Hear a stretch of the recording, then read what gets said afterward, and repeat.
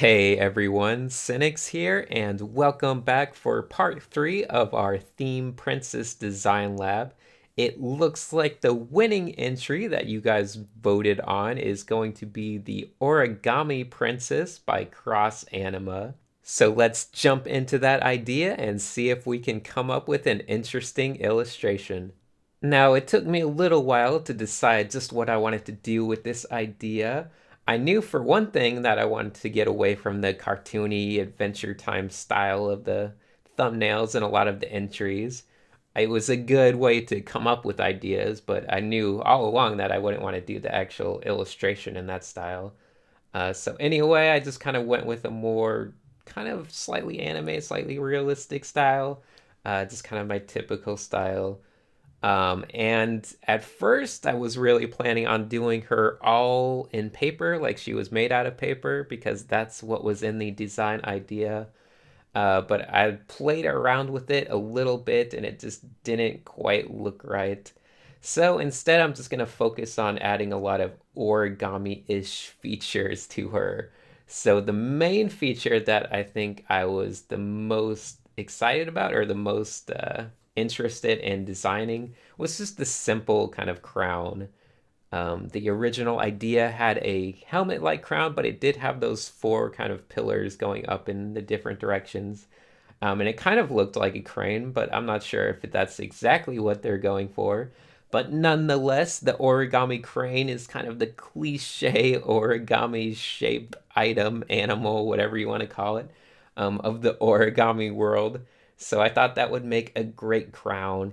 And instead of that helmety shape, I kind of threw in a lot of origami flowers, kind of like a laurel to hold that crane crown up on her head.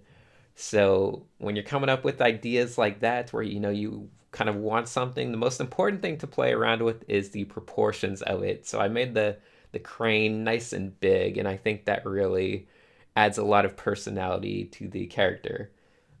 Anyway, there is something I didn't even mention, and that is that I am doing this in a style which I guess I call the pixel sketch style. It's something I've done a lot in the past, but I don't think I've actually done it in any videos. And there's some reasons for that. One is that it's hard to capture on video compression because it's all done with single pixel brush, similar to what you can find in just classic MS Paint. There's no pressure stuff, there's nothing fancy. So you don't have to worry about what brush I'm using. This is the most basic possible brush. Like I said, you can find it in MS Paint, the old 90s MS Paint. But I thought that would be a fun style. It lets you focus on having a lot of energy in your line work. And for some reason, I just always like it. It always seems to bring out a lot of kind of fun sketches out of me. So that would be cool. And I thought I would make this look a little bit like a book cover, well, a comic book cover. So I wrote Origami Princess just in loose, pixely lines. And that just is a lot of fun to me. So anyway, the most important thing I wanted to also add was some hands. So you can see here I've taken a couple cracks at them and I want them to really have the right personality and look like they're doing something. There's too often in our art that we just like to throw away hands, like kind of hide them, do nothing with them.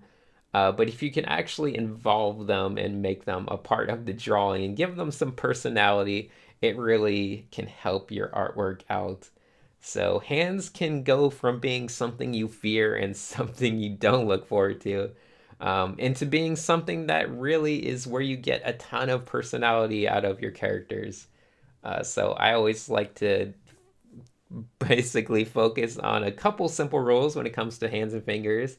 One is that you want the fingers to kind of flow in a certain direction.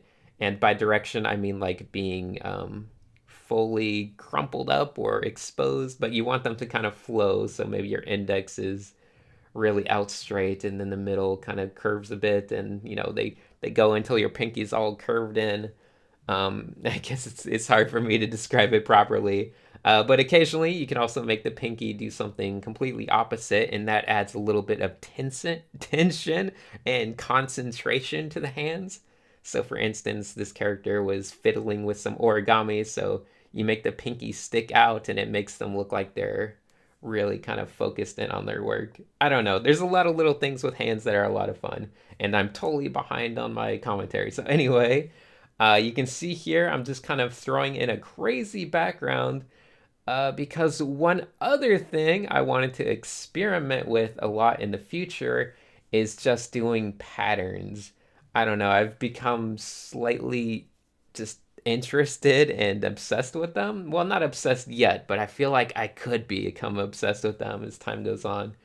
But this idea of just like crazy patterns, floral patterns, all kinds of classical patterns. I've been looking at a lot of images online of old patterns like on different things from different cultures, and there's so much interesting stuff there. And it's kind of something that you might not look into that much if you're just doing normal illustration, but once again, I love to explore any random aspect of the creativity art world that I can. So I don't know where pattern making kind of comes in. It's something like in graphic design, but it's way more historical than that, but who knows. Anyway, for the actual coloring of this, I just wanted to keep it nice and simple and keep with that pixel theme. So it's just gonna all be basically filling with that paint bucket tool. So that makes it really fast and easy, and you just get a focus on having the right colors and stuff. You can see here I'm experimenting with having those bright orange for the letters and maybe something more subtle in the background. But I'll have to mix it up a little bit because I don't want everything to be monochromatic. So if the background's going to be orange, maybe I can bring some bluer or purple tones into the letters just to make them pop. I did the hands and the background and the letters on separate layers. I wouldn't normally do that. But since I knew I was just going to do a quick 3DS kind of interpretation of it in the end, I thought this would just make things a lot easier. So that's the reason that the hands are on a separate layer. But as you can see, I'm still playing around with the colors. I thought blue would work. And you can see I alternated each letter, so that just kind of makes it a little more interesting, gives it a little personality. And then I brought the whole character down into the warm tones as well. So she kind of has a good papery feel to her. I gave her a little bit of texture. And then any area that feels like actual paper, like the crown or the folding she's doing in her hand, I brought in some whites there. So I guess that's about it for this design lab. I know this was a very weird kind of part three, but they're all supposed to be weird. That's the fun of part three. You never know what you're going to get. It's just a good time for experimentation. So this is the final image, and I'm not actually sure how well it's going to show up in the video compression. So, that's just how it goes, whatever. But thank you for watching. Once again, here is the 3DS version of this image here at the end. And I hope you guys enjoy those as well. And that will be it. So feel free to make suggestions for the next Design Lab topic, theme, whatever you want to call it. It will probably be something mechanical, I think. Are we on to mechanical? I think we're on to mechanical. What did we do? We did environments, we did other things. Well, whatever. Just suggest anything you want and I'll read it. So thanks for watching.